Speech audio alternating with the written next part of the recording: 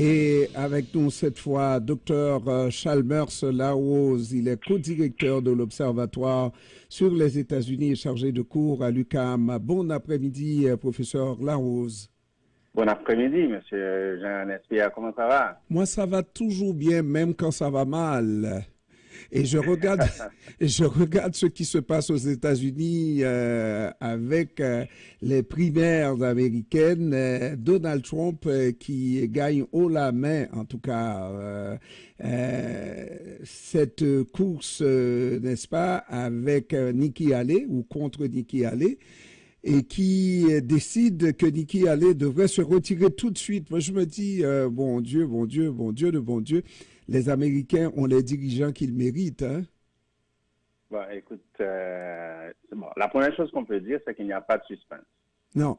Donc, c'est sûr, comme je l'avais dit la semaine dernière, je crois, on s'achemine tout droit vers une sorte de remake Trump-Biden. Mm-hmm.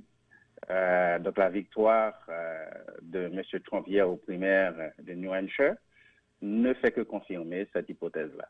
Donc, ça ne fait aucun doute. Donc, la question, le barrage que pourrait représenter Mme Nikki Haley, c'est tout simplement une question d'honneur, une question d'orgueil, une question aussi de dignité, mais je ne pense pas que ça pourrait barrer la route à la conquête, disons, du ticket républicain par M. Trump. Il y a plusieurs éléments intéressants dans cette course. D'ailleurs, on voit pour une dernière fois dans cette course une opposition face à Donald Trump et qui s'exprime cette fois-ci. Elle a dit de Donald Trump que comme tous les hommes de 75 ans environ, j'espère que vous êtes loin de 75, professeur,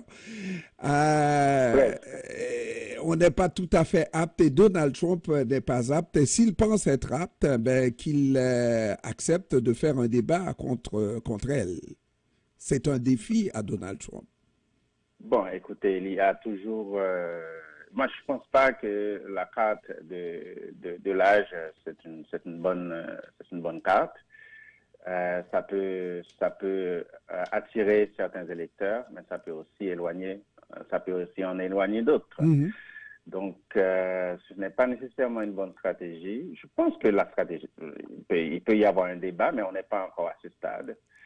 Il va falloir voir exactement comment ça va se dérouler dans les prochaines primaires, en particulier en Caroline du Sud. Vous comprenez que pour Mme Haley, c'est de rester dans la course et il faut qu'elle annonce des choses intéressantes qui pourraient intéresser l'auditoire, en tout cas le public des primaires républicaines, dans un débat qui les opposerait. Donc, s'il n'y a plus de débat juteux intéressant, il vaut mieux qu'elle s'en aille tout de suite. Elle veut rester dans la course pour éventuellement aussi un faux pas de Donald Trump qui pourrait se faire rattraper par la justice américaine, entre autres.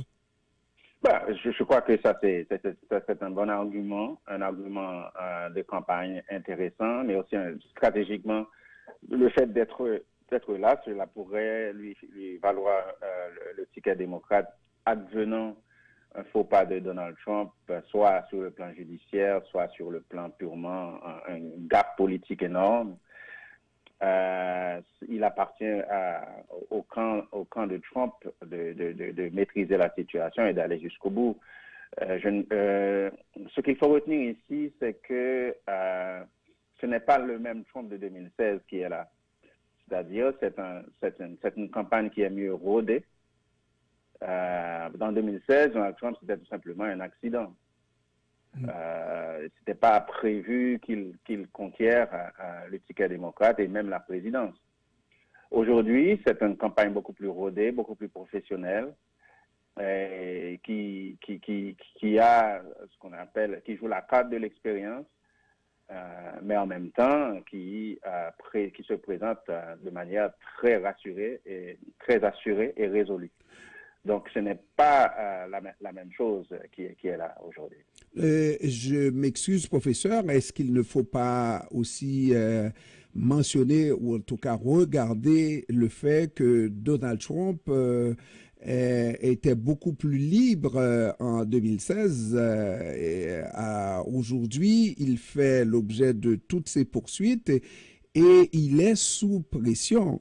Faire injonction à une candidate qui veut rester dans la course de quitter cette course, moi, si j'étais pour Donald Trump aux États-Unis, ce qui n'arriverait jamais, là, je pense que ça m'énerverait, ça pourrait faire perdre mon vote à Donald Trump. Ah, évidemment, évidemment. Ce n'est pas Donald Trump qui a changé, mais c'est l'organisation qui est beaucoup plus professionnalisée. L'organisation qui est derrière lui, c'est-à-dire la machine. Il y a une machine qui est derrière. Mais la personne, le personnage lui-même est resté égal à lui-même. C'est-à-dire, c'est quelqu'un qui n'a pas la langue de bois, qui fait des faux pas, qui fait des écarts de langage, des excès même parfois. Ben ça, il faut vivre avec. Lui, c'est le personnage, donc et les Américains semblent s'en accommoder. Plusieurs candidats républicains dans la course se sont retirés et le plus célèbre, c'est le gouverneur DeSantis et qui appuie Donald Trump. Est-ce que c'est pour un poste à la vice-présidence ou est-ce que c'est pour montrer l'unité du parti, tout le monde uni derrière Trump? Bon, évidemment, c'est-à-dire il y a quand même une proximité idéologique entre M. DeSantis, le gouverneur de la Floride, et M. Trump. Il y a aussi l'autre, Vivek Ramaswamy, qui soutient aussi Trump. Je crois qu'il y a quand même un consensus qui est à peu près établi que le candidat républicain sera Donald Trump. Je ne pense pas qu'il y ait un doute là-dessus, à moins qu'il y ait quelque chose qui se passe en cours de route. Parce que durant la campagne, alors que ces deux-là étaient dans la course, on disait que s'ils n'osaient pas affronter frontalement Donald Trump, c'était pour ménager le public de Donald Trump, les partisans à la vie, à la mort de Donald Trump, n'est-ce pas? Et maintenant qu'ils sont en dehors de cette course, qui se sont retirés, est-ce qu'on a besoin de protéger Donald Trump? Est-ce qu'on a besoin d'être dans l'organisation de Donald Trump? Est-ce qu'on a besoin de supporter Donald Trump? Non, on n'est pas obligé de supporter Donald Trump, mais on n'est pas non plus obligé d'aller contre Donald Trump. Donc, parce que n'oubliez pas que ce sont des républicains, ce sont des primaires, c'est-à-dire que tout ce beau monde-là va être obligé d'être derrière le candidat qui a gagné la course. Donc, il y a quand même certains pas, à ne pas franchir quand on est dans une primaire. Donc, certes, c'est une joute politique, mais c'est une joute politique à l'intérieur du même camp politique. Donc, c'est des branches qui s'affrontent autour mais qui ont le même tronc. Et le tronc commun, c'est le parti. Et c'est ce parti-là qui va être en face des démocrates en novembre. Et là, il va y avoir un ralliement général autour du candidat, ça c'est évident. Et malgré le grand âge de Donald Trump, ce type de comportement-là nous fait comprendre qu'il va accentuer sa mainmise sur le parti. Le parti républicain s'appelle Donald Trump aujourd'hui. C'est le personnage et c'est la personne qui contrôle un petit peu, et depuis 2016, je crois, la destinée de ce parti-là, à la fois sur le plan idéologique, à la fois sur le plan de son financement, sur le plan financier, mais aussi sur le plan de l'organisation. Donc, c'est la force politique qu'il représente qui contrôle les destinées du Parti républicain et, à mon avis aussi, qui va être très difficile à contrecarrer en novembre. Les démocrates auront fort à faire Je pense que le bilan des démocrates est assez positif. Donc, ils ont quand même du contenu dans leur programme. Et ils vont se présenter de manière renforcée aussi. Donc, ça promet énormément pour novembre. Et on ne sait vraiment pas qui va gagner cette course. Tout peut arriver. Dernière question, professeur. On voit une certaine panique au Canada.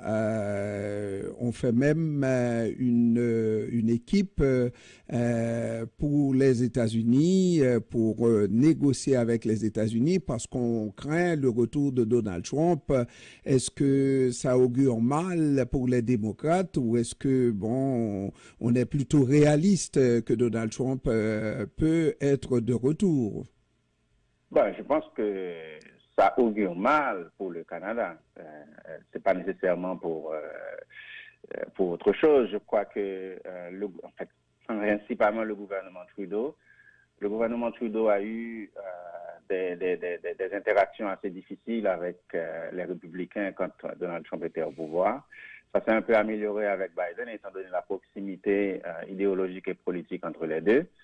Mais là, advenant un retour de Donald Trump, quelle sera la posture à la fois du Canada, canadienne, mais aussi du gouvernement qui sera en place, que ce soit le gouvernement Trudeau ou le gouvernement conservateur. On ne sait pas si c'est le gouvernement conservateur, ça peut accélérer le rapprochement, ça peut contribuer à un certain dégel, disons, politique. Si c'est une continuité politique au Canada, c'est-à-dire que c'est le gouvernement Trudeau qui continue à réy en mettre, cela pourrait signaler des jours difficiles pour les relations américano-canadiennes. Professeur Chalmers Larose, co-directeur de l'Observatoire sur les États-Unis et chargé de cours à l'UQAM. Je vous remercie, professeur, d'avoir pris du temps pour nous cet après-midi. C'est un plaisir. Merci. Merci beaucoup. Merci, au revoir.